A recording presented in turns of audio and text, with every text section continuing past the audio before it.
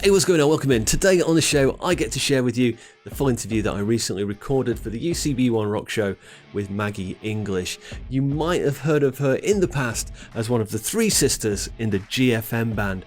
When they broke up a couple of years ago, she's decided to start her own solo project. It is a really unique and powerful sound with an awesome message. Let's find out about it. Yeah, so I used to be in a band called GFM, and that was me and my two sisters, and we started that when I was like 11, and we did that all the way up until 2022. And we felt like in that year God was calling all of us in different directions, and that was definitely very scary for us because we didn't know anything other than being in GFM. And so we decided that we did need to listen to where God was calling us to be. And we were very much in that Christian rock scene, and it was a little bit heavy sometimes, a little bit more into the pop punk other times. And I still felt like God was calling me to do music. And we had become really close with the Seventh Day Slumber family, and I at the time was dating Blaze. We're married now, which is awesome. But so I called his dad and I was like, hey, Mr. Joe, I don't know what to do. I think I'm supposed to still do music, but I have no idea what that looks like. And so they just kind of guided me through that whole process and helped me find my voice and becoming a solo artist. And so we released Shark Spray, my first song, in January of 2023, and just started touring straight out the gate from that. And so I've pretty much been touring since January 2023 and haven't really had more than a month or two off. And just the music that we're putting out keeps evolving in ways that's so fun. We get to lean into the heaviness a little bit more on some of the songs. So some of them are just straight up like hardcore songs. And then other times it's just very much like a pop rock song. And I just sing and dance around on stage. And it's kind of a fun time to get to experiment. That's fantastic. With like, oh, how heavy we get with this, and how light can we get away with going, and where can we mix the two? And that's crazy, man. That sounds exactly like what I do on the Rock Show every week, man. Like seriously, I promise you. Like on the Rock Show, they was like, yeah. So there's this underserved demographic, right? We got Christians who also like alternative music, and we need somebody to come and do that. And they invited me to put the show on, and I'm like, so I get like 1 hour, and I'm like, well, they kind of play some skillet tracks during the daytime. So if this is going to be a rock show, how heavy can I go? Yeah, like so I totally play some really brutal tracks. And then like because there's a whole bunch of people who'll come and just be like, oh, we like the really heavy stuff, I'll put on some proper shoegaze or some really like gentle stuff as well, just to kind of annoy people. Yeah. You've got to do it, haven't you? So what kind of influences have you got, like for you personally, rather than as opposed to the GFM stuff? What music, are you really kind of influenced by? Yeah, the entire reason I started screaming to begin with was because of Flyleaf and Lacey Sturm, and she was the entire reason that I was even like, a girl can do that? What? I didn't know that. And so just seeing her in Flyleaf and become a solo artist as Lacey Sturm has been really inspiring for me, because I was like, oh, someone's already done this before. Like, I'm not the first one having to figure this out. So she's been a huge influence, not just musically, but also as an artist, as a person who is in, the Christian music scene. And she also performs with bands that aren't Christian. And that's something that I do. And I think she does it in a really respectful way. And people just really respect her and allow her to have a space to talk about God in places that most people wouldn't talk about God. And so that's, I think, definitely the biggest influence. Yeah, I mean, not just music, but everything. Yeah, Lacey Sturm's amazing. I mean, I came to the faith a lot later on in life, so I'm kind of really on big catch up here, like trying to catch up on as much Christian music as possible. So, like female artists that I've been going, like I saw take that journey first. The people like the singer from Arch Enemy or something. Do you know what I mean? It's like, well, yeah, that's kind of. But yeah, Lacey Sturm is amazing, and I definitely want to get her on the Rock Show at some point. But I don't know how. But one day. Yeah, but no, she's like, I think she's like collaborated with more people than anybody in the world. I mean, she's like on so many different tracks. Have you caught the one with, oh, I'm going to show I've got so many songs in my music library, and so many of them just say featuring Lacey Sturm. Anyway, I'm sorry, I waffle. Have you played with her yourself yet or not?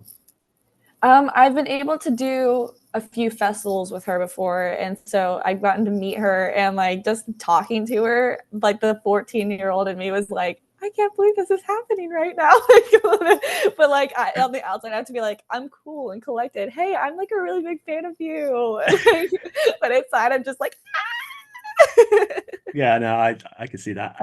It's just super hard to like keep you cool, isn't it? You know. But the thing is that what I'm noticing the more I speak to like I've not really spoken to as many people in like big, decent, famous, well-known bands outside of the Christian faith. So all the people in bands I've spoken to have been like Christians, but they've been really, really easy to talk to. It is so bizarre. It's like, you know these people already because obviously we've yeah. all got this one thing in common, you know. So it's been really, really cool. I bet she was like really kind of like encouraging as well and giving you advice. Did she give you any advice or anything like that? Yeah, it was just awesome to be able to meet her and talk with her. And I feel like every time we played a festival, she would remember us. And it was kind of hard to forget because with GFM, we were in these bright pink cheerleading uniforms. And so it's kind of hard to wash that from your memory. It's like, oh, wait, I know who those people are. Yeah. But every time she would see us, she would be like, it's my girls. And I feel like it was like the older sister in her coming out. And like she just wanted to protect us and Oh, like just give us guidance and show us how to do this and stuff. And like it was just awesome to have that in a person that like I didn't even really know, but I knew that she wanted the best for me, which was so cool. oh, that's lovely. That's amazing. And you've played with some big people, haven't you? Not just Seventh Day Slumber, who are huge and amazing, but also like I've been obviously looking through your bios and stuff like Fozzy and POD and Drowning Pool. Yeah. That's so good. Okay, so let's get you into some trouble. Which one has the worst personal hygiene? I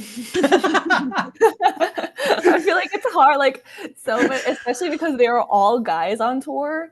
I feel like guys can like get to a level of grossness that I did not know was possible, and so it's so Yeah, difficult. with Thankfully, the like yeah, the it was safety's never off. or like on a bus with them. Like I was always either in my own van or on a tour with Seventh Day in their bus, and so like I never got to know the nitty gritty of how gross it got. Like, Yeah, man, like seriously, when guys have got like the safety off, when there isn't like a lady in around us, just kind of like, get yourself in the shower, man. Like, crikey, did I shower this week? I don't know. Awesome. This interview was recorded for the UCB1 Rock Show, the only show on national radio in the UK currently playing Christian hard rock and heavy metal. If you want to find out how you can listen into that, even if you're not in the UK, go check out the first pinned comment and the description. Details on how you can do that are going to be right there for you. Anyway, let's get back to Maggie.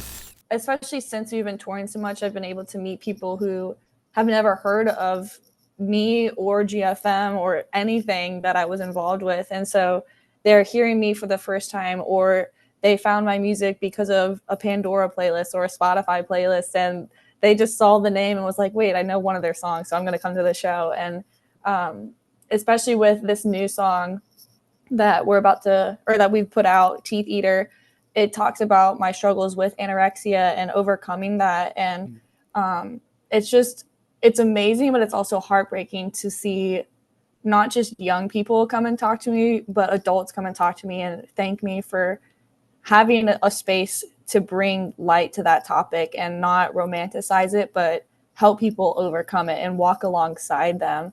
And it's always very honoring that you hear your song help people, but it's also, it does hurt your heart because you know people are going through it. And to be in a place where a song like that connects to you, like it is heartbreaking because you know how hard it was in that moment. And that's why you wrote the song, because you came out of the struggle. And so it's hard to think that people are also struggling as bad as you were. But just to be able to walk alongside them and watch them recover and see their recovery story is so awesome. And it's just like, oh my goodness, God is so good. So with that song Teeth Eater, I mean, it must have taken quite a lot of like nerve, I guess, or I don't know what, to just kind of be like really open and transparent about that kind of situation. Is there any like lines in that song which, really kind of express how you was feeling during that time, or really how the recovery went, or something that you put in place from that? Is there anything in there that you can maybe just expand on? Yeah, it was definitely kind of scary to write a song fully about that, because I've talked about it a few times online, but never gone into depth of like how bad it was and like how weird recovery was for that sort of thing. Mm. And there's a line, I think, in the bridge of it that just talks about when dysphoria grows, don't ever let go. You're loved the way you are, and you're beautiful. And I think that was kind of the most difficult thing to grasp in that struggle, because your brain is telling you you're not beautiful and you need to harm yourself in order to feel beautiful. And it's a very warped idea of beauty and value, and your value no longer comes from yourself. It comes from a number on a scale or a size, and that's not living. It's not how we're supposed to live. And I think when I started to recover, I still had that warped view of beauty. And so it took a little bit for me to kind of break out of that. And it wasn't until I invited God into that healing and you realize my value lies in being a creation of God. And I was created in the image of God. And so as a child of God, I have value, not because of how I look, not because of how much I weigh or what size I am, but because God made me and he chose to make me. And there's only one of myself. So why would I try to be anybody else? Why would I try to change that? But also not finding value in myself, but finding value in that I am God's and that he loved me enough to give me salvation, to give me life, and to give me a chance and to walk alongside me as I healed. And so just finding that identity in God and not in the world anymore, not in what the world says is beautiful, but what God says is beautiful.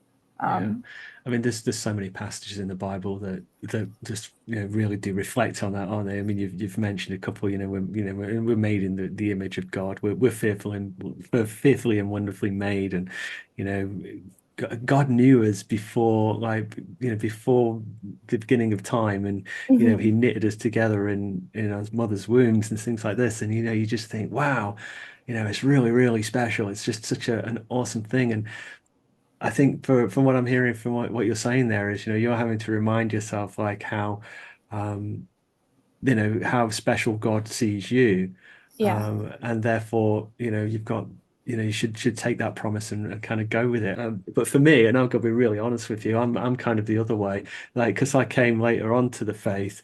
I mean, I have to keep reminding myself like all the time that everybody else is made in the image of God, and for crying out loud, give them some grace and stop being Yeah. so angry with them. Do you know what I mean? Like, it's That can so definitely be difficult sometimes. it just really is, isn't it? It's like God told me to love you, but I don't have to like you very much. Yeah, the EP, it is a straight banger. All the way. So, I mean, you've touched on like your writing process recently and how you like to kind of mix up different styles and stuff. But um, I noticed so many different like kind of influence. I've got like kind of Paramore crossed with Slipknot crossed with The Used and like lots of different stuff like that. So, I mean. Is there any styles or musical genres that you think, right, the next one I'm going to throw some of that in and see what happens with that? Um, Or have you done I enough don't already? know. Like I feel like it's so hard.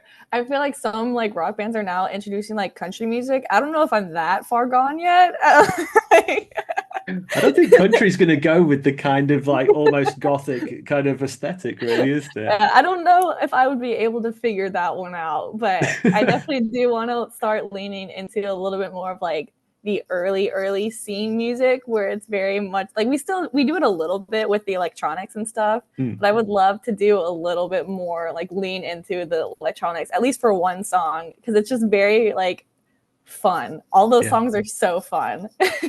Yeah, absolutely. I've become really addicted to like electronic elements in the music, especially like sub drops and anything that just makes big whooshy boom noises. I'm just all about that. Ever since we started playing to like a click track, it's just like we got to do all of that stuff, and it was just amazing. So anyway, I digress. So obviously with there is on the EP, that's where I was going to go. On the EP, it's like this the first track that I heard was Shark Spray, and the lyrics on that seem to be you working through anger and dealing with stuff.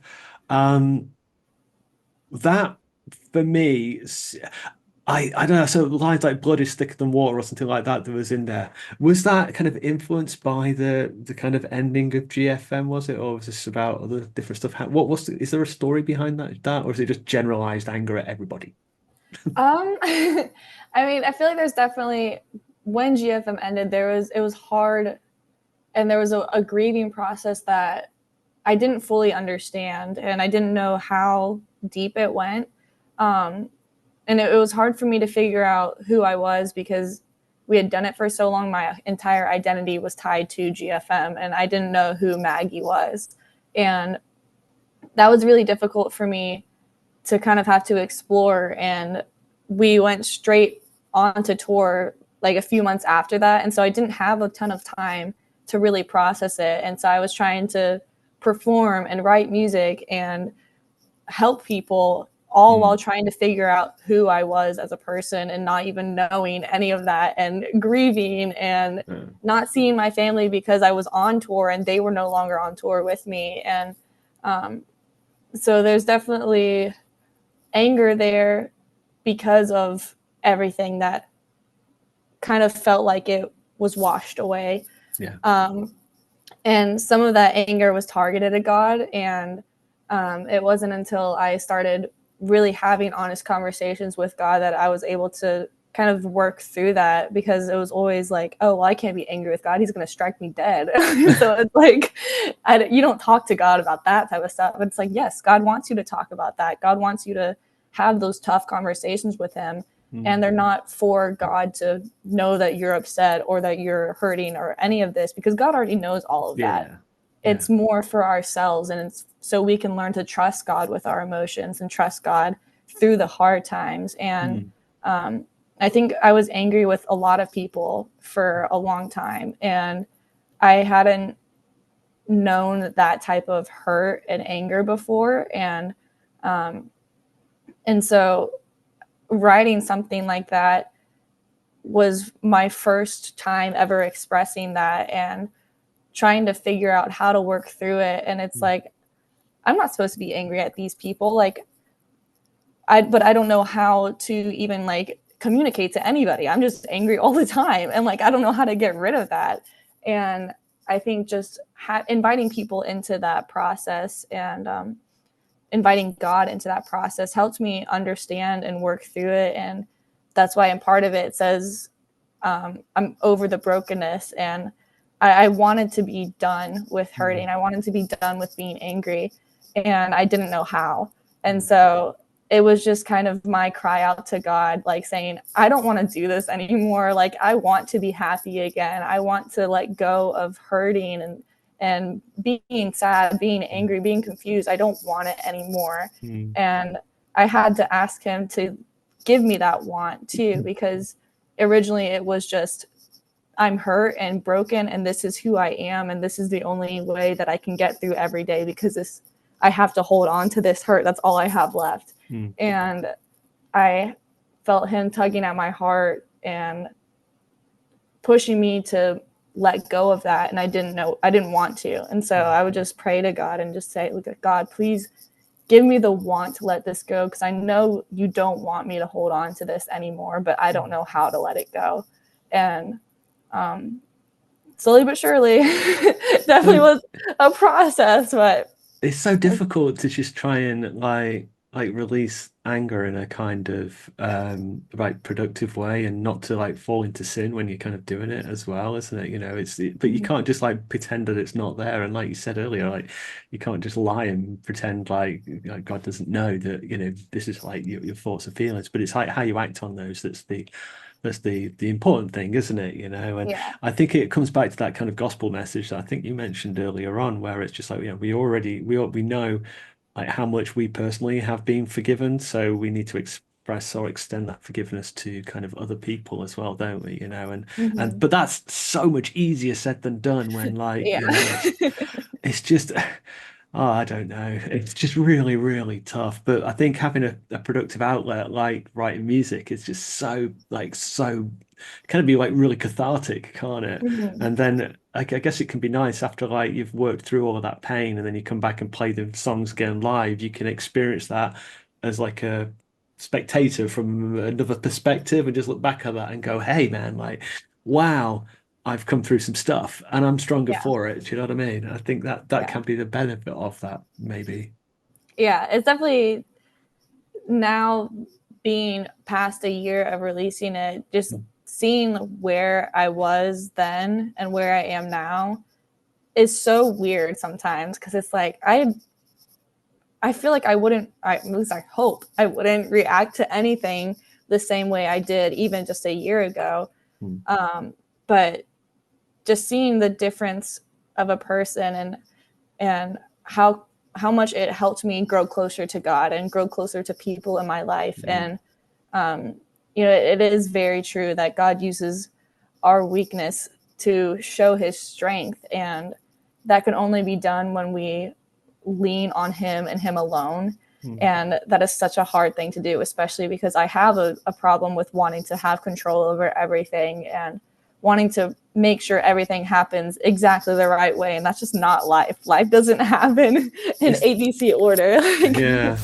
Hey, real quick, if you're having a good time today, can you do me a real big favor and hit that like button and just leave a comment? It really helps share this video out with other people. And if you want to help more people experience the power of God's love through alternative Christian music, why don't you go share this video with a friend, or just drop it in a social media group of choice. Anyway, let's get back to Magdalene Rose. When you was talking about like the anorexia earlier on, I mean, that's kind of a control thing as well, isn't it? As I understand it. So is that like is there like control, kind of not control freak, but do you like to?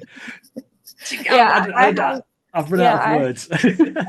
I have issues with needing everything to be in my control, because if it is, then it's supposed to go exactly the right way. And like, even if it did happen the entire way that I had it outlined, it's not going to work out perfectly, because life isn't perfect. Life is messy, and that's what makes it so beautiful.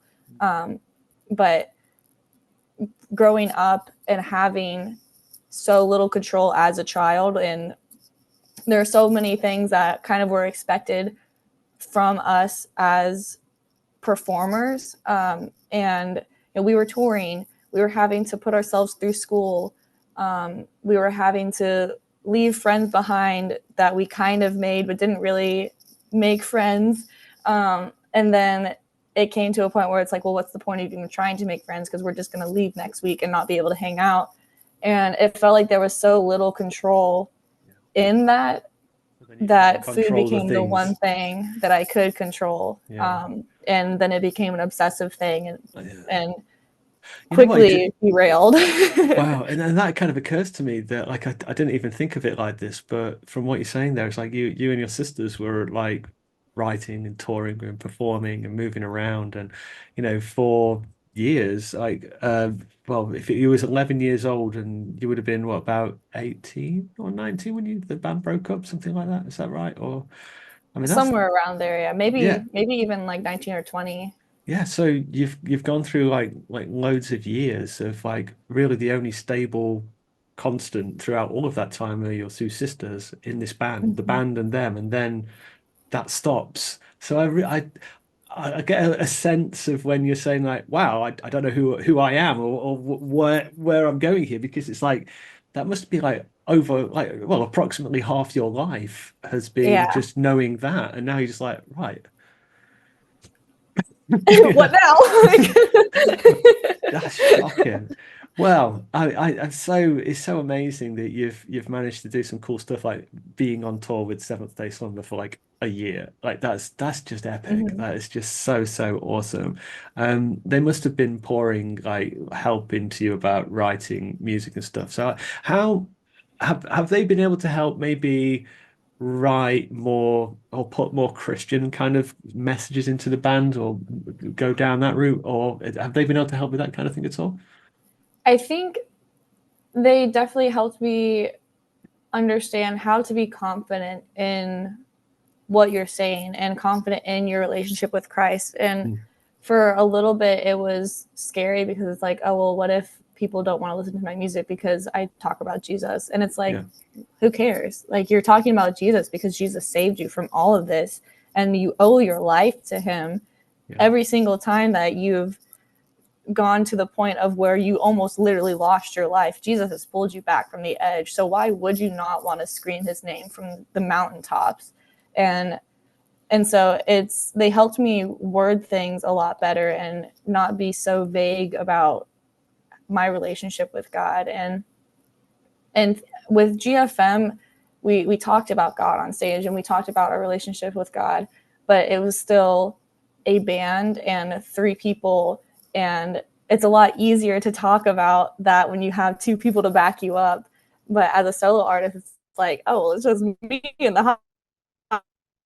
What if somebody doesn't say they're just yelling at me? It's a little bit scary in that sense. And so especially Joseph Rojas, he's kind of been the face of Seventh Day Slumber for such a long time. He knows what it feels like to face criticism and to face people that aren't going to like you talking about God, and he does it anyway.